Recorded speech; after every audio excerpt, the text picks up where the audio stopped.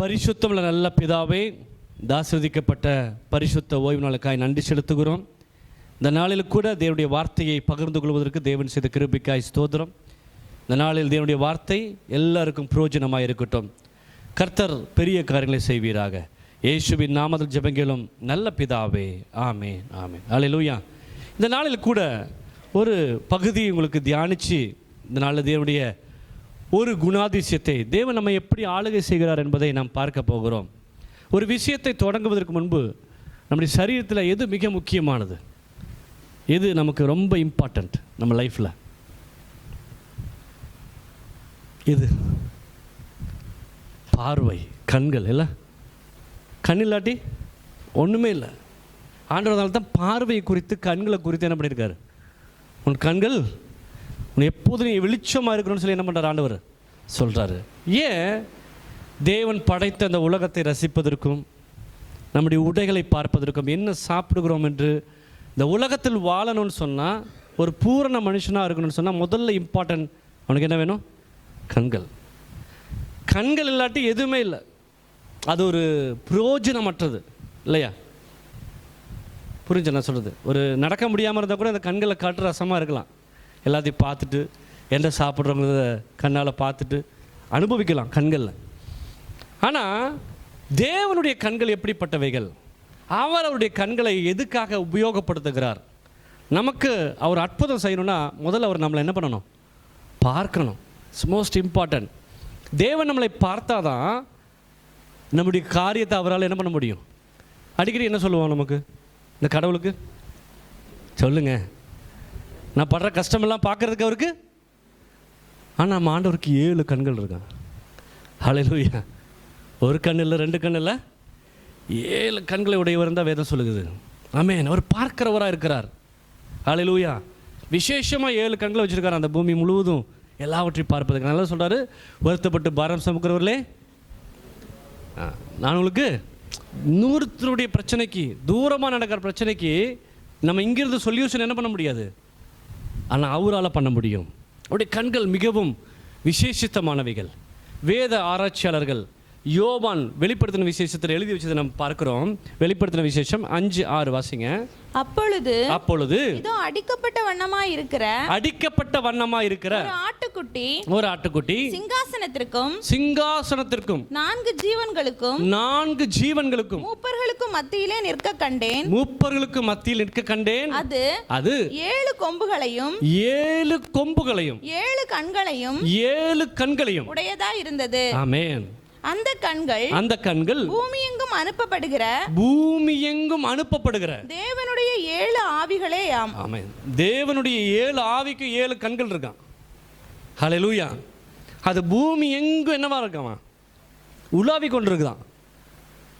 அவரால் எல்லாவற்றையும் பார்க்க முடியும். தேவனுக்கு மறைவாய் இந்த உலகத்தில் எதுவுமே இருக்க முடியாது. ஹல்லேலூயா. அது இந்த முழு உலகத்தையும் இல்லை யோசிப்போம். ஒரு புள்ள பெற்றாலே நம்ம பார்வை எங்கே இருக்குது? அந்த புள்ள மேலே தான் இருக்கும், 1000 செஞ்சாலும்.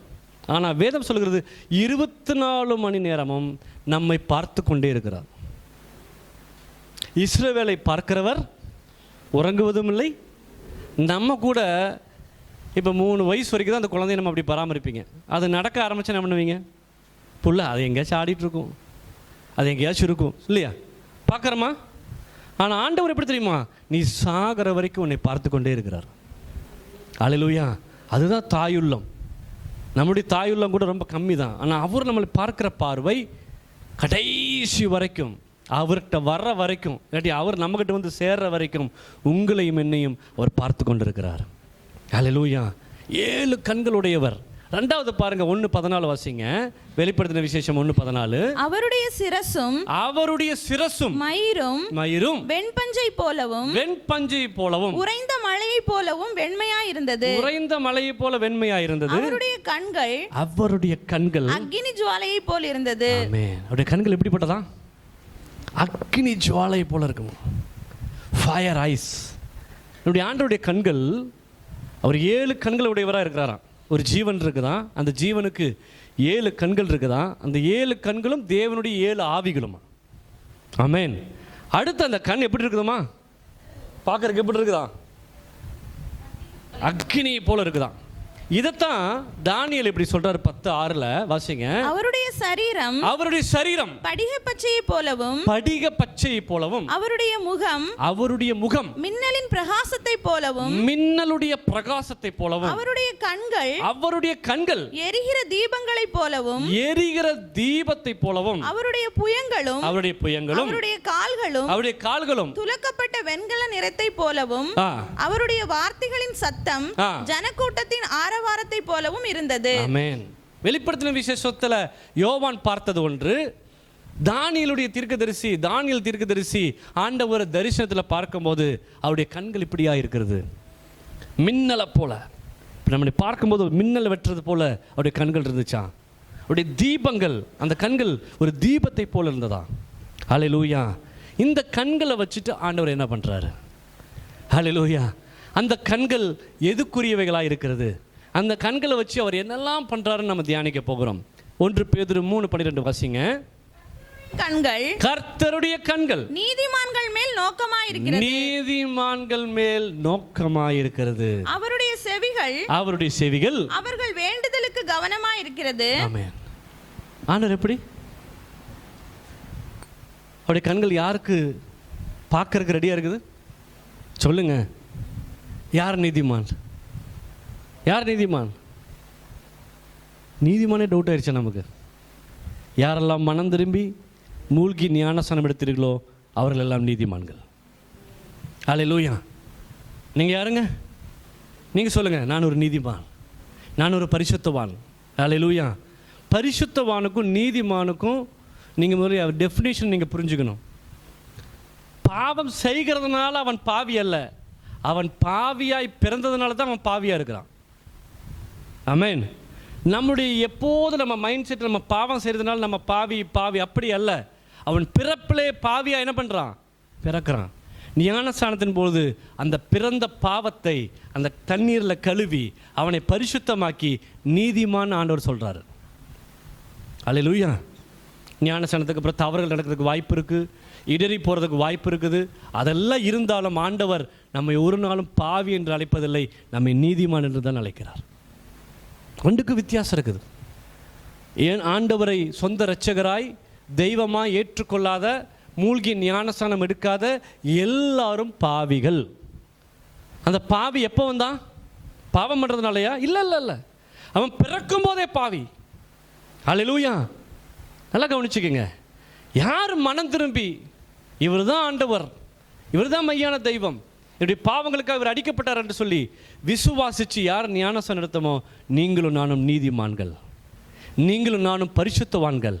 அப்போ வேதம் சொல்லுகிறது அவருடைய கண்கள், வாசிங்க, அவருடைய கண்கள் நீதிமான்கள் மேல நோக்கமா இருக்குதான். நீங்கள் கூப்பிடுதலுக்கு அவருடைய செவிகள் எப்போது என்னவா இருக்குதா? கவனமா இருக்கிறது. ஹல்லேலூயா. ஆண்டவர் உங்களை கைவிட மாட்டார், உங்களை பார்த்துட்டே இருக்கிறார் நீதிமான்களை.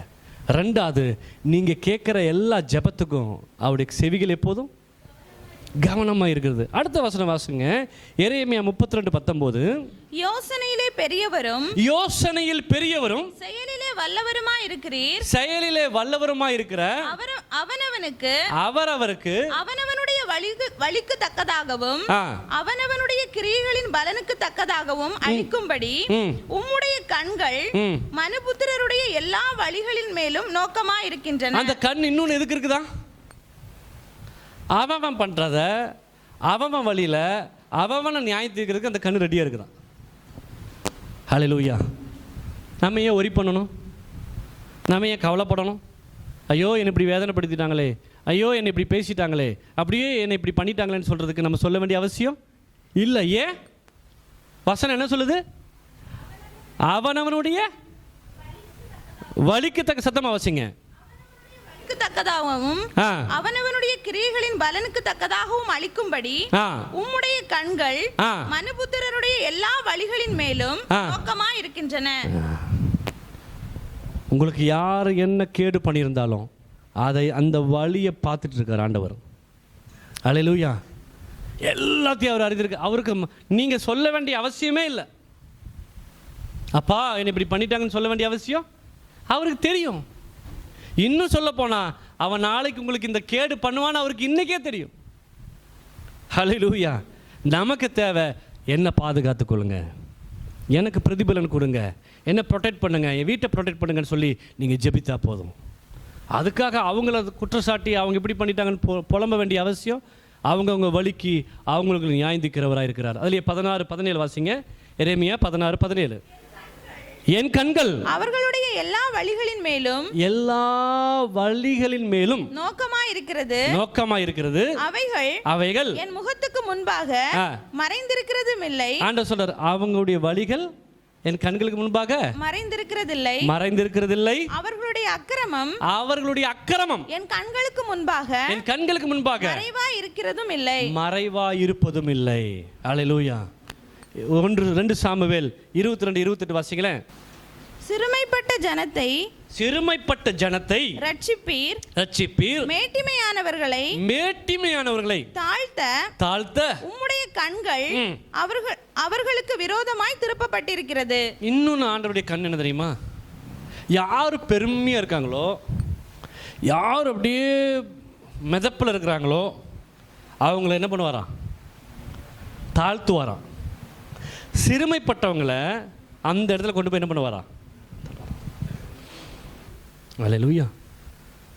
தாழ்ந்தவர்களை உயர்த்துகிறவர், உயர்ந்த இருத்தவங்களை தாழ்த்துகிறவர். அவருடைய கண்கள் அதை ஃபோக்கஸாகவே இருப்பான். ரொம்ப நாள் ஒருத்தர் ஆளுகை பண்ணிகிட்டே இருக்க முடியாது.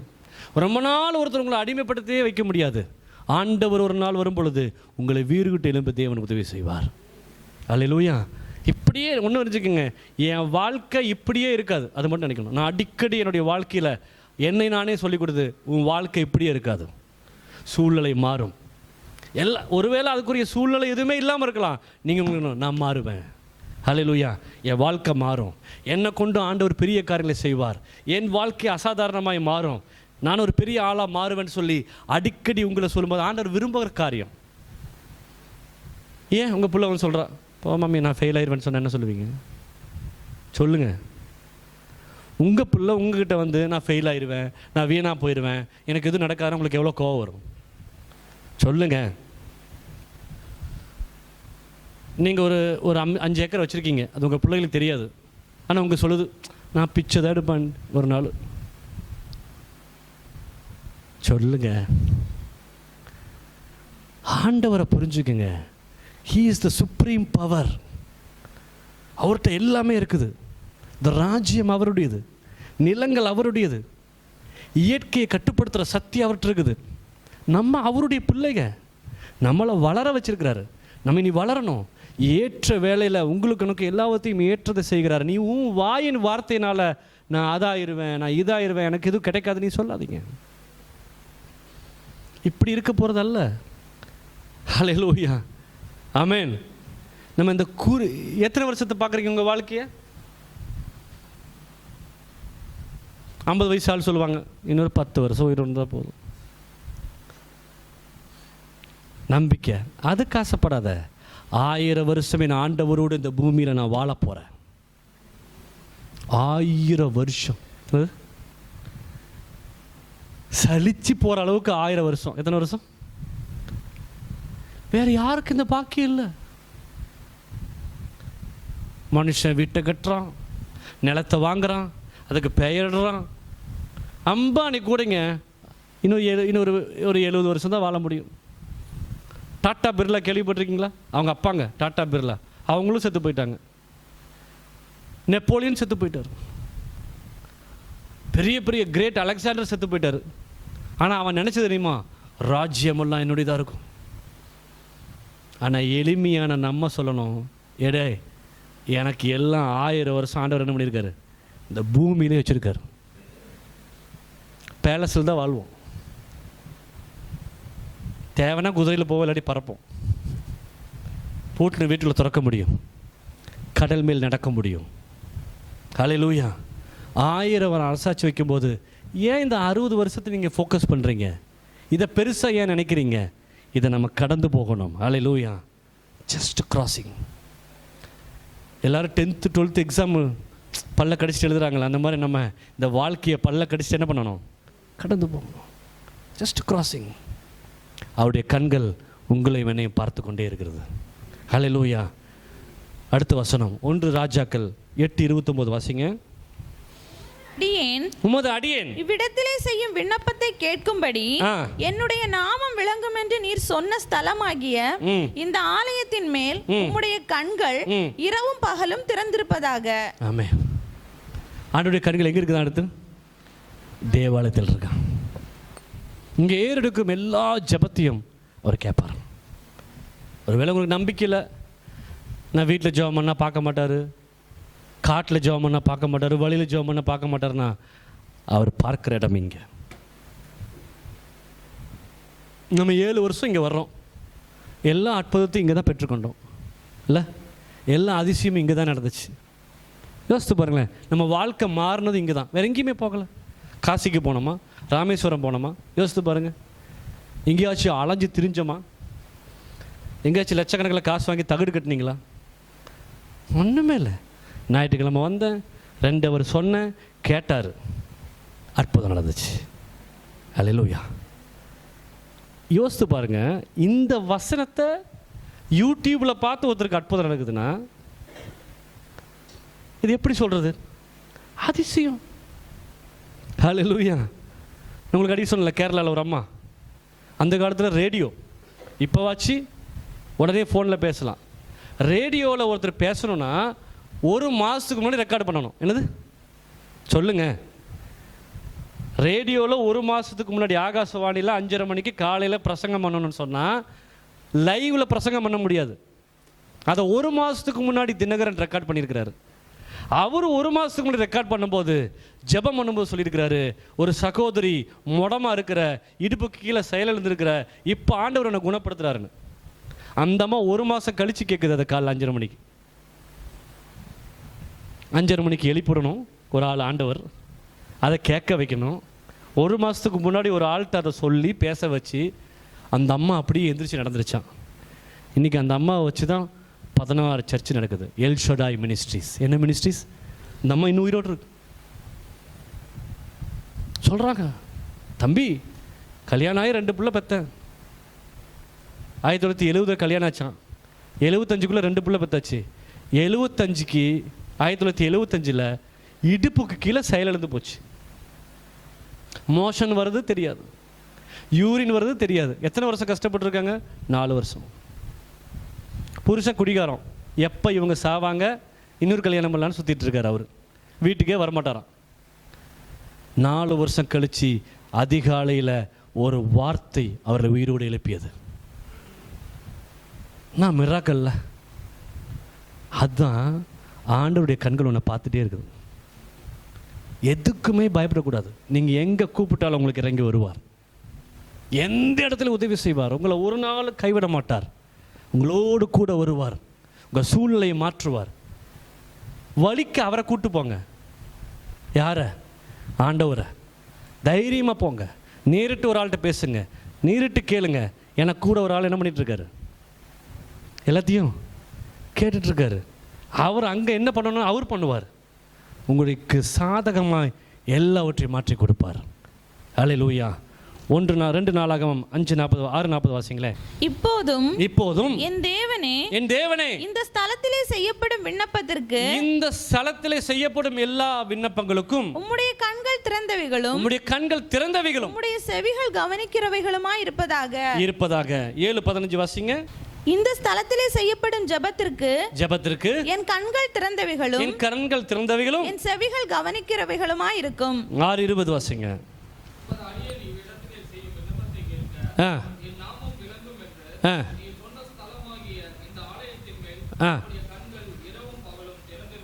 எப்படி இந்த ஆலயத்தினுடைய கண்கள் எப்படி இருக்கு? இரவும் பகலும் இஸ்ரவேலை காக்கிறவர் உறங்குவதும் இல்லை தூங்குவதும் இல்லை. உன்னை தொடுகிறவன் யார் கண்மணி? உன்னை தொடுகிறவன் சொல்லுங்க சத்தமா. உன்னை தொடுகிறவன் என் கண்மணியை தொடுகிறான். அவரை தொட்டுட்டு தான் அவங்கள தொட முடியும். அல்லேலூயா. அப்போ உங்களை அனுபவிக்கிறது சில விஷயத்துக்குள்ள எதுக்கு? There is a purpose. ஆண்டவர் சொல்லி தான் சில விஷயம் நடக்குது, ஆண்டவர் சொல்லி தான் சில காரியங்கள் நடக்குது. பிசாசுடைய அவருடைய ஆளுகை இல்லாமல், அவருடைய நாலேஜ் இல்லாமல் பிசாசால் எதுவுமே செய்ய முடியாது. ஹல்லேலூயா, ஆமென். 2 நாளாகமம் 16:9 வாசிங்களேன். தம்மை பற்றி உத்தம இருதயத்தோடு இருக்கிறவர்களுக்கு தம்முடைய வல்லமையை விளங்க பண்ணும்படி கர்த்தருடைய கண்கள் பூமி எங்கும் உலாவிக் கொண்டிருக்கிறது. இந்த விஷயத்தில் மதியில்லாதவராயிருந்தீர். ஆகையால் அவர் மேல வாஞ்சியா இருக்கிறவங்களுக்கு ஆண்டவர் ஒரு வல்லமை இருக்குது. அந்த வல்லமையை யாருக்கு செயல்படுத்துவாராம்? உங்களுக்கும் எனக்கும். எப்போ?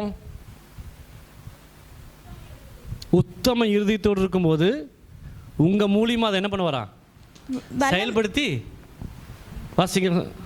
தம்மை பற்றி உத்தம இருதயத்தோடு இருக்கிறவர்களுக்கு தம்முடைய வல்லமையை விளங்க பண்ணும்படி அவரை தேடிட்டே இருக்கணும், அவரை தேடணும், எல்லா விதத்திலையும் தேடணும், ஜெபிக்கணும், ஆராதிக்கணும், பைபிள் வாசிக்கணும். இதை டெய்லி பண்ணணும். முஸ்லீமை போல கண் கருத்துமா அவருக்குன்னு ஒரு நேரத்தை நீங்கள் ஒதுக்காட்டி உங்கள் வாழ்க்கையில் அற்புதம் நடக்காது. ஒரு பாய் எடுங்க, முட்டி போடுங்க, ஜெபம் பண்ணுங்க. எப்பெல்லாம் உங்களுக்கு எப்படி தண்ணி தாகம் வந்தால் குடிக்கிறதுக்கு ஓடுறீங்களோ அந்த மாதிரி ஆண்டவர் மேலே தாகமாக இருக்கணும். ஆமென். மகதன மரியாளுக்கு 24 மணி நேரம் என்ன சிந்தனை நம்ம பார்த்துருக்கோம்ல. இப்போ ஆண்டவர் எங்கே இருப்பார்? அந்த ஊருக்கு போவாரா, இந்த ஊருக்கு போவாரா, நம்ம பின்னாடி போயிடலாமா, அங்கே போகலாமா, இங்கே போகலாமான்னு ஆண்டவரை 24 மணி நேரம் அவர் தேடுகிறவராக இருந்தார். பைபிள் சொல்லுது, அவரை சிறுவில் அறையும் போது தூரத்திலிருந்து யார் அழுதுட்டு இருந்தா? மகதன மரியாள். அவரை இறக்கும் போது யார் அழுதுட்டு இருந்தா? மகதன மரியாள். அவர் பாடியை சுற்றி கொண்டு போய் கல்லறையில் வைக்கும் போது யார் அழுதுட்டு இருக்கிறா? மகதன மரியாள். அடுத்த நாள் 3ஆவது நாள் வந்ததுக்கப்புறம் அதிகாலை எழுந்திரிச்சு முதல்ல ஓட்டுறது மகதன மரியாள். அவளுடைய இருதயத்தை பாருங்க, டிசையர். ஹல்லேலூயா. ஆண்டவரை நீங்கள் அப்படி தேடினீங்கன்னா எல்லாருக்கும் இது பொதுவானது. வாலிப பசங்கனாலும் முதியவர்களானாலும் என் வாழ்க்கையில் அற்புதம் நடந்ததுக்கு காரணம் நான் அவரை அப்படி தேடினதுனால தான். ரட்சிக்கப்பட்டோன்னே 24 மணி நேரம் வேலை. எங்கே மீட்டிங் நடக்குது, எங்கே ஸ்பெஷல் மீட்டிங் நடக்குது, எந்த ஊரில் நடக்குது, ஃபோனில் கேட்டால் பஸ் ஏற வேண்டியது, போயிட வேண்டியது. 1.5 வருஷம் வேலை இல்லை. எங்கள் வீட்டில் எல்லோரும் பைத்தியம் பிடிச்சி வச்சுட்டாங்க. இவனை என்ன பண்ணுறதுன்னு தெரியல. முன்னி வேறு மாதிரி பைத்தியம் இருந்துச்சு, இப்போ இவனா என்னமோ. ஒரு நாள் 21 நாள் ஃபாஸ்டிங்னு இருந்துட்டேன். 5ஆவது நாள் மயக்கம் வந்து படுத்துட்டேன். எங்கள் அம்மா எல்லாம் பயந்துட்டாங்க, டேய் சாப்பிட்றா, இப்படி பண்ணாத, செத்துக்கிட்டு போயிடாத. இல்லை நான் 21 நாள் ஃபாஸ்டிங் இருப்பேன். பயப்படுவாங்க. அந்த அளவுக்கு தீவிரமாய் யார் என்ன சொன்னாலும் நம்புவேன். நைட்டு 1 மணிக்கு முட்டி போட்டு ஜெபம் பண்ணுவேன், அதிகாலை 5 மணிக்கு ஜெபம் பண்ணுவேன், ராத்திரியில் திடீர்னு அழுவேன். இப்படி 24 மணி நேரமும் அவரோடு இருக்கிற ஒரு அனுபவம் உங்களுக்கு வந்துச்சுன்னு சொன்னால் உங்கள் வாழ்க்கை அற்புதம் தான். ஹல்லேலூயா. உத்தம இருதயத்தோடு அவரை தேடுகிறவர்களுக்கு அவருடைய வல்லமையை விளங்க பண்ணுவதற்காக இந்தா வச்சுக்கோன்னு சொல்லி அவர் வல்லமை எடுத்து ஃப்ரீயாக கொடுப்பார். உனக்கு கிஃப்ட் வேணுமா, நீ சூப்பர் மேனாக மாறணும்னா அவரை தேடு. ஹல்லேலூயா. சங்கீதம் 11:4 வாசிங்க. கர்த்தர் தம்முடைய பரிசுத்த ஆலயத்தில் இருக்கிறார். பரிசுத்த ஆலயத்தில் இருக்கிறார். கர்த்தருடைய சிங்காசனம் பரலோகத்தில் இருக்கிறது. அவருடைய கண்கள் மனுபுத்திரரை பார்க்கிறது. அவருடைய இமைகள் அவர்களை சோதித்து அறிகிறது. என்னது?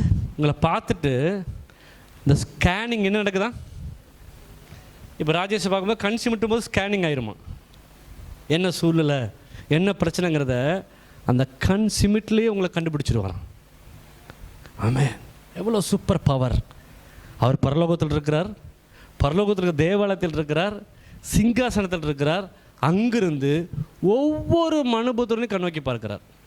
இப்போ யோசித்து பாருங்களேன், நான் பேசுகிறேன், நீங்கள் எல்லோரும் கவனிக்கிறீங்க, என்னுடைய சத்தத்தை எல்லோரும் கேட்குறீங்க. இப்போ ஒருத்தர் தனியாக வெளியே போனீங்கன்னு சொன்னால் உங்களுக்கும் அவருக்கும் டைரக்ட் கனெக்ஷன் இருக்குதா இல்லையா? உணர்ந்துருக்குறீங்களா? அப்படி தனியாக காட்டுக்குள்ளே இருந்தாலும் உன் வாழ்க்கை உன் கையில், உனக்கும் ஆண்டவருக்கும் இருக்குதா இல்லையா அந்த அனுபவம்? அதை உணர்ந்து பார்த்துருக்கீங்களா? ஆள் கூட்டமாக இருக்கும்போது நம்ம இருக்கிறோம், தனியாக இருந்தாலும் இந்த உலகம், ஆண்டவர், நீ, இந்த சிந்தனை யாரை சுற்றி இருக்குது? ஒவ்வொரு தனி மனிதனையும் சுற்றி இருக்குது. ஒவ்வொரு தனி மனிதனுக்கும் அந்த பவர் என்ன பண்ணியிருக்காரு? ஆண்டவர் கொடுத்துருக்காரு, இந்த செப்பரேட் பவர். அடுத்த வசனம் வாசிங்க, 17:2. உம்முடைய சந்நிதியிலிருந்து என் நியாயம் வெளிப்படுவதாக உம்முடைய கண்கள் நியாயமானவைகளை நோக்குவதாக. ஆண்டவர் எதை பார்ப்பாரா? அவருடைய கண்கள் எதை பார்க்குமா? சிறுமையானவர்களை பார்ப்பாரா? பாவம் பண்றவங்களையும் அவர் அறிந்திருக்கிறாரா? துரோகத்தை அறிந்திருக்கிறாரா? இங்க நியாயமா இருக்கிறவங்களை அவர் என்ன பண்ணுவாரா? பார்ப்பாரா? அடுத்து அவர் தீவிரமா விசாரிக்கிறவங்களை அவர் என்ன பண்ணுவாரா? பார்க்கிறாராம். அடுத்து நீதிமான்களை பார்க்குறாரா? சபையில் 24 மணி நேரமும் அவருடைய கண்கள் திறந்தவைகளாக இருக்குதா? 139:16 வாசிங்களேன். என் கருவை உம்முடைய கண்கள் கண்டது. அப்பா, நம்ம முதல்ல சொல்லுமில்ல, முதல்ல குழந்தை யார் பார்த்தது? ஹாஸ்பிட்டலில் கேட்குற கேள்வி அது. குழந்தைய முதல்ல வேதம் சொல்கிறது, உன் கருவை அவர் கண்டார். இந்த முக சாயல தான் இருப்பங்கிறத அவர் எங்கே பார்த்துருப்பாரு? இன்னைக்கு தாங்க ஸ்கேன் கண்டுபிடிச்சிருக்காங்க. இதை வச்சு தான் ஸ்கேன் மிஷின் கண்டுபிடிச்சான். ஒரு கருவை முன்னாடியே பார்க்க முடியும். மயக்க மருந்து எப்படி கண்டுபிடிச்சாங்க தெரியுங்களா? ஆதியாகமம் படிக்கும்போது தேவன் ஆதாமுக்கு அயர்ந்த நித்திரையை வர வைத்து அவனுக்கு ஆப்ரேஷன் பண்ணாருங்கிறத தெரிஞ்சுக்கிட்டு, அப்போ மயக்கம், ஒரு ஆளை மயக்க இப்படி தான் கண்டுபிடிச்சாங்க. ஒவ்வொரு மெடிசனும் வேதத்திலிருந்து எடுக்கப்பட்டது. Is the greatest, it's the greatest. உன் கரு அவர் அறிந்திருக்கிறார். என்னுடைய கருவை அவர் என்ன பண்ணியிருக்கிறாரு? பார்த்திருக்கிறாரு. நீதிமொழிகள் 15:3 வாசிங்களேன். கர்த்தருடைய கண்கள் எவ்விடத்திலும் இருந்து நல்லோரையும் தீயோரையும் நோக்கி பார்க்கிறது. ரொம்ப சிம்பிள். அவருடைய கண்கள் நல்லோரையும் தீயோரையும் நோக்கி பார்க்கிறது. தீயோரிட்டிருந்து எந்த கேடு உனக்கு வராதபடிக்கு உன்னை பாதுகாப்பார். அல்லேலூயா. நீங்கள் விசுவாசிக்கணும். அவருடைய கண்கள் என்னை பாதுகாக்கிறதுக்காக வந்திருக்குது. அவருடைய கண்கள் எனக்கு உதவி செய்வதற்காக இருக்குது. அவருடைய கண்கள் என்னுடைய எல்லா வேண்டுதலையும் கேட்கறதுக்காக இருக்கிறது. அவருடைய கண்கள் எனக்கு 24 மணி நேரம் என்னை கண்ணோக்கி எனக்கு பாதுகாப்பு கொடுப்பதற்காக இருக்கிறது. தேவ சமூகத்தில் அப்படியே எல்லாரும் எந்திரிச்சு நின்று அவருடைய கண்கள் உங்களை காண்கிறது. அவருடைய கண்கள் உங்களை பார்க்கிறவைகளாக இருக்கிறது. அவருடைய கண்கள் அதிசயமானவைகள். அது உலகம் முழுவதும் பார்க்கும். அவருடைய காந்திக்கு மறைவாய் யாருமே இருக்க முடியாது. அவருடைய கண்கள் உங்களை பார்க்கும். ஒரு விஷயம். Thank you Jesus. ஹல்லேலூயா. அவருடைய கண்கள் என்ன அழகு! இயேசுவின் கண்கள். அவர் 1000ங்களில் சிறந்தவர், 10000ங்களில் சிறந்தவர். ஓ ஜீசஸ். ஹல்லேலூயா. அழகான கண்கள் என்னை கண்டதாலே முடிந்ததென்று நினைத்த நான் உயிர் வாழ்கின்றேன். அழகான கண்கள் என்னை கண்டதாலே முடிந்ததென்று நினைத்த நான் உயிர் வாழ்கின்றேன். யாரும் அறியாத என்னை நன்றாயறிந்து தேடி வந்த நல்ல நேசரே, யாரும் அறியாத என்னை நன்றாயறிந்து தேடி வந்த நல்ல நேசரே, அழகான கண்கள் என்னை கண்டதாலே முடிந்ததென்று நினைத்த நான் உயிர் வாழ்கின்றேன். அழகான கண்கள் என்னை கண்டதாலே முடிந்ததென்று நினைத்த நான் உயிர் வாழ்கின்றேன். தூக்கி எறியப்பட்ட என்னை வேண்டுமென்று சொல்லி சேர்த்து கொண்ட நல்ல நேசரே, தூக்கி எறியப்பட்ட என்னை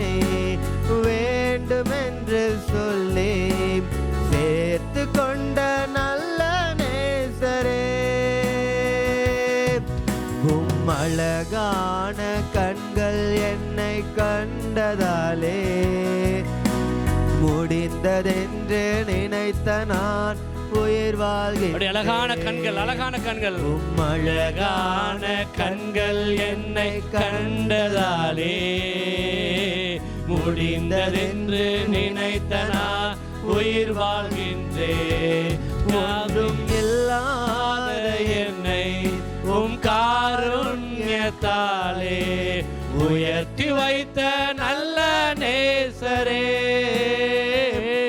ஒன்றும் இல்லாத என்னை உம் காருண்யத்தாலே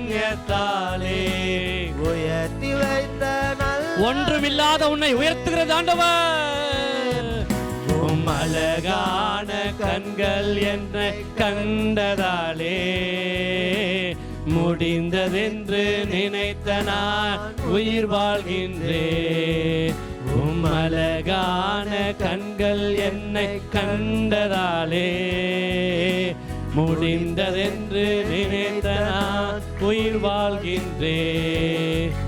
தூக்கியப்பட்ட என்னை வேண்டும் என்று சொல்லி சேர்த்து கொண்ட உன்னை தூக்கி வீசின இடத்துல வேண்டும் எடுத்துட்டு வந்தாரு.